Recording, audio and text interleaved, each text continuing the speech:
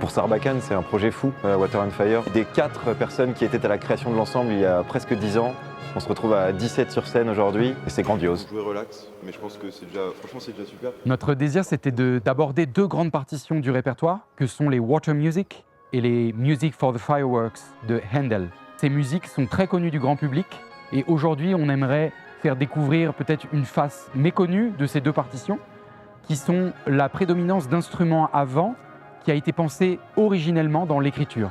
Ce qui est intéressant pour nous, Sarbacane, qui proposons très souvent des concerts en plein air, c'est que ces 2 partitions ont été conçues pour le plein air. Les Water Music ont été conçus pour être joués sur des bateaux en cortège autour du bateau du roi d'Angleterre. Pour les Fireworks, il s'agissait des jardins de Vauxhall à Londres.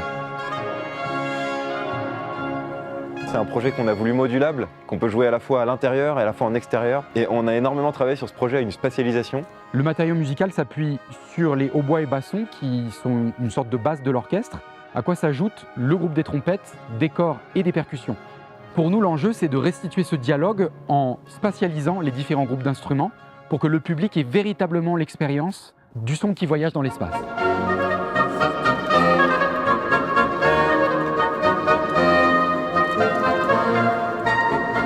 C'est donner une vision particulière de ces 2 œuvres. Les Fireworks parce qu'on propose la version originale pour vent seul, et les Water Music parce qu'on a reconstitué les suites avec les pièces qui sont vraiment des pièces d'extérieur, et on propose une sorte de version restituée de qu'est-ce qui a vraiment pu se passer sur la Tamise en 1715 et en 1717.